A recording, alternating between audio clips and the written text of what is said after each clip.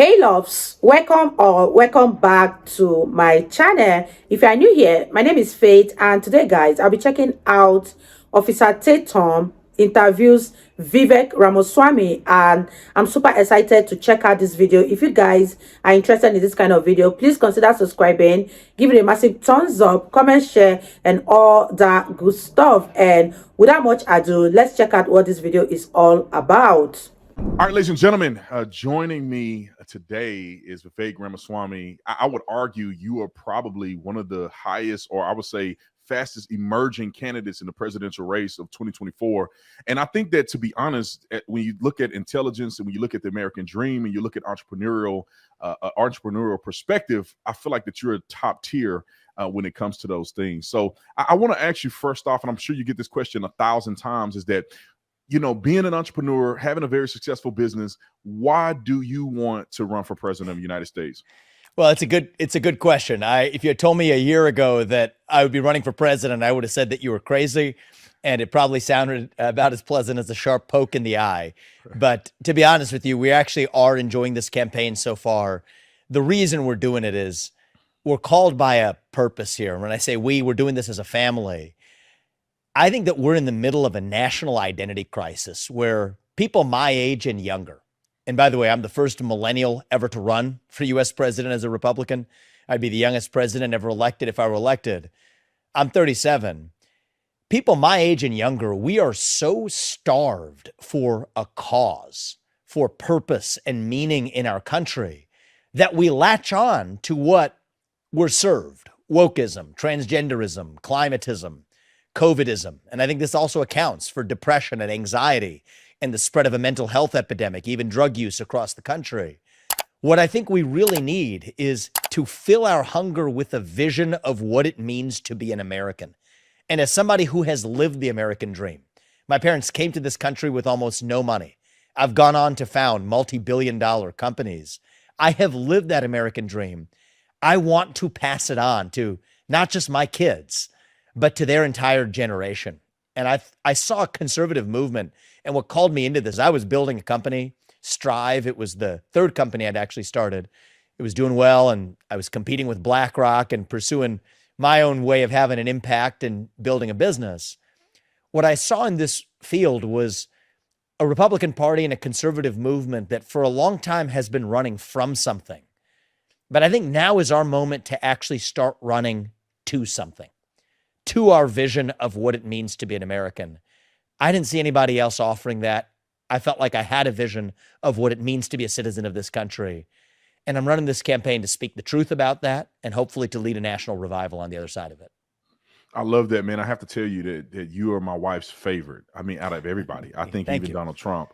But that segues to the next conversation I want to have with you is about Donald Trump, because we all know what Donald Trump did in when he was elected the first time. Obviously, he did not win in 2020. Obviously, that's controversial. I have my opinions about what happened in 2020. However, I think Donald Trump is emerging in the polls as a very strong candidate. He is top by far. And so I want to ask you just directly, do you believe you have a chance of beating Donald Trump in the primary?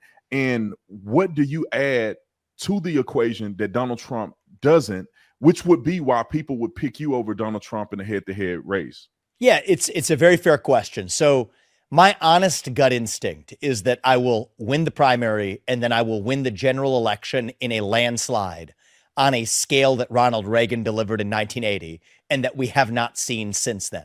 And I think that will unite the country and give me a moral mandate to achieve what are some unsparing policy objectives, which I can share with you. I'm about where Trump was in June or July of 2015 and on the rise as an outsider. I'm polling at third in this Republican primary field. So I think we are more than well positioned to win this election. I don't want to see him eliminated from competition, as the federal government now tries to do every day with a new indictment, another day, another indictment. That's not the way I want to see this go. I want to do it by persuading the voters of this country that I am best positioned to take the America First agenda even further than Donald Trump did. I think I will go further. I've talked about using the military to secure the southern border, not just build the wall. I'm not just going to put Betsy DeVos on top of the Department of Education and expect reform. I will shut it down. That's how you actually reform the administrative state, is you actually shut the whole thing down because it's unconstitutional. But the most important part of this, actually, of why I'm in this race, Donald Trump is an excellent America First candidate. He's done outstanding things for the country. I respect him as a president of the United States. But there's something about Trump, may not even be his fault. I think it's not his fault. But he has an effect on about 1/3 of this country that makes them literally psychiatrically ill when he's in office and he speaks. I can't explain it to you, but it's just a fact. It's a fact about our nation. And I care about our country. I do not want to see us march towards a national divorce. And the funny thing is, Brandon, I can't explain this to you. In many of the cases, I'm saying the same things as Trump from a policy perspective, adopting the same policies. In some instances, going even further unapologetically, taking on issues that even Trump was, I would say, a little bit delicate in taking on. I'm not delicate. I'm going further. And yet, for whatever reason, I'm bringing more of the country along with me as I do it. Young people in our campaign, 40% of the donors to us, I have 65,000 plus donors already. 40% are first time ever donors to a Republican candidate or the Republican Party in any way. We're exciting young people. We're bringing them along. We're making them proud to be American. Even many independents, even a few Democrats or one-time Democrats are coming along. That's why I think, look, this election, many people, you're right, do have open debates about what the actual result of the election was, understandably. But that's why I think 2024 cannot be a 50.1 margin election. It needs to be a landslide election. And while I think that Donald Trump and other candidates in this case could defeat Joe Biden, I think I'm the only one that can deliver a landslide and unite this country while also going forward even further with that America First agenda. So that would be my pitch to anybody who voted for Donald Trump, is that I'm one of them. And I think that that's exactly why I'm in this race. And even if you look at our team, right, our state chair in New Hampshire, that's one of the early states. He was one of the early adopters on the Trump train. He was Trump's chair in New Hampshire back in the 2016 race, long before that was a popular campaign to be a part of. And so we're bringing those people along, but that's exactly how we're going to win, is by doing it the America First way. And I have a couple more things I want to touch base with you, and I'm glad I have you to talk about these things. And I'm glad that I can tell that you are honest in your approach, because some people want to be politicians, right? They're going to tell me what I want to hear. They're going to tell the people what they want to hear. But I believe that I'm hearing genuineness, because some people that are running in kind of in your lane, which means that you're not running opposed to Trump, meaning saying that Trump is a bad devil that never should have been president. He sucks. He ruined our country, and I'm going to make the wrong right. Similar to how DeSantis is running, kind of opposed to Trump. I see you as saying, look, I can do better than, or I am a good alternative to what you see as. I want to build on his foundation. He laid a great foundation for this country. He deserves, and his legacy deserves to be celebrated. But in many ways, the other thing, we're all human beings, right? I won't be the same person I am 8 years from now that I am today. Just as Trump today isn't the same person he was 8 years ago, because we're human, right? He struck the swamp struck back. I've got fresh legs. I'm an outsider. I can go further. And at least so far, there is no Vivek Ramaswamy derangement syndrome for 30% of this country. And I want to take advantage of that, because all of us, including Trump, we're in this for the country. And so the question is, how do we take that agenda to the next level? That's truly the way I look at this, and it's the way we're running this campaign. And Vivek, when it comes to the election, right, and I don't want to get too deep in it, because you know how these things go. However, a lot of people have questions about the election. A lot of people are concerned. A lot of people think that we will never win another election because of what happened in 2020 and the plans that they have moving forward. What do you think what is your perspective on when you are actually on the ballot 2024 as the general? You won the primary, you're now in the general. Yeah.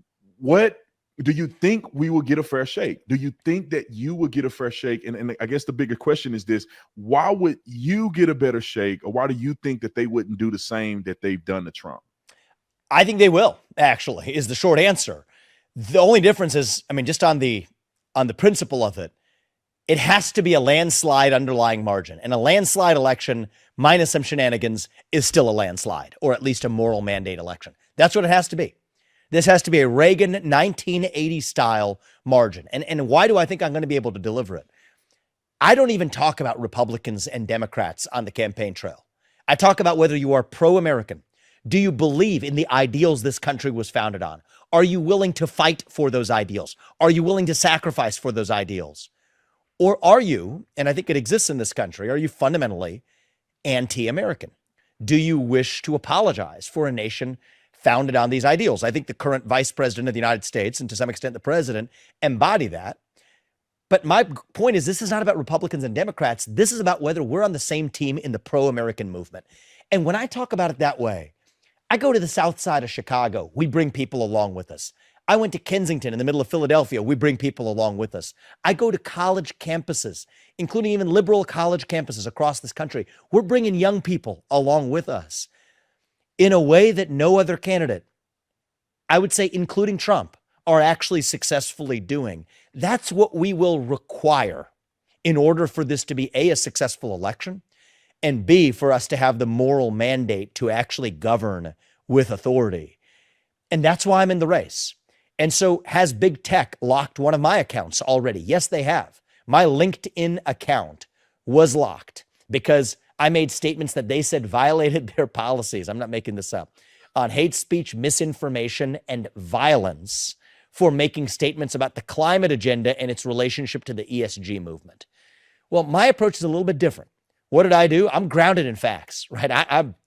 We're not getting into policy in this discussion you and I are having, but if you've seen me get into policy, I'm pretty tightly tied to the facts, and nobody's going to dispute me on my own terms for something I've actually chosen to put out there. So we put out the facts. I said, point out what's false. They couldn't. I publicly published the emails where they said it violated their policies. They were so embarrassed by the facts, they started getting media inquiries that they actually then retreated and said, oh, no, we apologize. That was an error, as though it was some technical glitch. It was not. But that's what I do. I go to the other side's turf, and whether it's Don Lemon at CNN or Chuck Todd at Meet the Press, neither of whom is in their respective seats anymore, I show up on the other side's home turf. We win on the merits, and we will be grounded on principles and moral authority. And I think we go further when we're grounded unapologetically on principle rather than just driven by vengeance and grievance. And there are good reasons to be aggrieved. But if we're going to move forward as a country, we got to do it based on principle. And I come back to that point. I will take our agenda, the America First agenda, even further than Trump did. I will take on issues, sacred cows that he was told not to touch, like affirmative action, or other issues where I'm going far further than he did. But I genuinely believe we will unite the country, at least most of the country. I think that's the best we can ask. 80% of this country, we will unite in the process. And that will make sure that even a landslide minus some aberrations will still be a decisive electoral margin. Vivek, do you think that, and this is a question that, outside of politics, because just because you're running for office don't mean that you are not observing the things that we all are observing. Do you think that Ron DeSantis is a bought and paid for politician? Meaning that there's a lot of things that he say and a lot of things that he does that makes him an incredible governor in Florida, at least from the regular person's point of view. There may be some nuances in between that we may not know about, but do you think that he is a formidable candidate? Because right now, I think it's only you three, right? Mm-hmm. I'm just going to be honest. Nobody else have a chance. I mean, most of them are wet napkins. They don't have any gravitas. So out of, we've already talked about Trump a little bit, but I want to talk a little bit about DeSantis. I mean, do you think that he's a formidable opponent, or do you think he is probably or somewhat been bought and paid for as a candidate for people to oppose Trump? I think pretty soon it's going to be down to me and Trump in this election. I think that's going to be the relevant choice that we face. I do think by and large, he's been a quite good governor. There's, some things you can always pick at in somebody's record, but by and large, I think he has been a good governor in the state of Florida, taking Kristi Noem's vision, but implementing it at a larger scale state in Florida. He's taken a lot of the concepts I developed in Woke Inc. and tried to translate those into action in Florida as well. So I give him credit for being a good executor in the state of Florida. But when it comes to the country, you have to be able to set a vision that is independent, that is unapologetic about what we're running to as a nation. And it's not his fault. So this isn't a specific comment to DeSantis. I think it applies to any career professional politician. The mother's milk is the donor class. There's no doubt about it, right? The super PAC complex. Personally, I think super PACs are destructive for the American electoral process. And I think Republicans should embrace that message. Trump came in as an outsider in 2015, and I'm coming as the outsider now. I think our party will and should be the party that regularly puts the outsider in the White House. Somebody who's a product of that donor industrial complex is not going to be able to have the actual spine to cut the cord from China if that's what's going to be required, and I think it is, to actually shut down the administrative state, which I think is actually going to be required. And so I think that that's something that if you're dependent on the donor class, and I don't want to go into specific examples on DeSantis. I mean, we could if you want, but I think it applies to most professional career politicians. They're beholden to the people who fund them. And to me, I've lost many large donors because of the things I've said. And you know what it cost me? It's cost me already over $15 million of my hard-earned money that I've already had to put into this campaign. But such is the price of independence. Such is the price of actual freedom to say what you want. That was Trump in 2015. That's me this time around. And I expect before very long, it will be down to me and Donald Trump in this race. And the question will be, who can take our America First agenda even further? And I say that as somebody who deeply respects what Donald Trump did for this country. And I think we need to celebrate those accomplishments while we then build on them and take it to the next level. I love that. And I love the fact that you're not delusional in this, because some people get delusional. They're like, they want to oppose Donald Trump as a juggernaut. And I think you have to give credit where credit is due and critique where critique is necessary. Two things that I want to ask you, because age and religion are two things that I think maybe give pause to some people, right? You're 37 years old, probably you're almost 38. We're young. I'm 36. Yeah. We're young. A person would say, what experience does a 30-something-year-old man have if you're going to be running, the entire country and dealing with foreign relations? And then also, that's the first question. Yep. How do you overcome that perspective of age? And then the second question is religion, because most of I would say Trump supporters are conservative Christians. Yep. How do you, being Hindu, affect or have no effect on the Judeo-Christian perspective from the conservative side? So the age and the religion are two questions I want to ask you about. Which one do you want me to go first on? Let's go with religion first, and then we'll do age. Yeah. And I think that's in many ways the more fundamental one, which I think is a legitimate question for people who don't know me to ask. And so what do I say? I'll speak the truth. I think that this country was indeed founded on Judeo-Christian principles, and we should not apologize for that fact. I'm actually vocal about it. I'm a big believer in history. I've studied our nation's history. I've studied the Bible. I went to Christian school for high school. This nation is absolutely founded on Judeo-Christian values. I share those values deeply in common. I am a Hindu. I was raised in a Hindu household. We raised our two sons in the same faith-based tradition.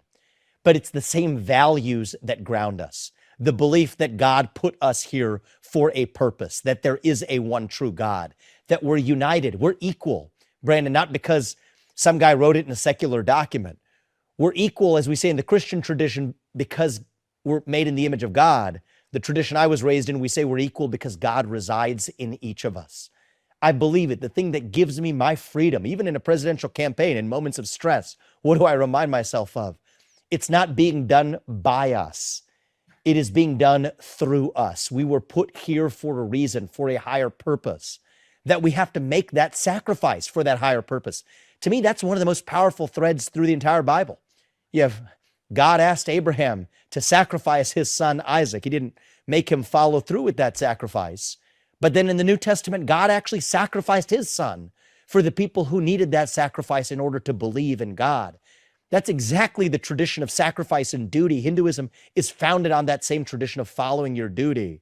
And I think America is founded on the concept of being a constitutional republic, not just a democracy, where citizens have duties to their country too, something we've forgotten. And so I live my life according to a standard. We brought our two sons into this world. The standard I want you to hold me to as your next president, if you all put me there, is that I want to be able to look my two sons in the eye, just like everybody else hopefully can look their kids in the eye and say, I want you to grow up and be like him.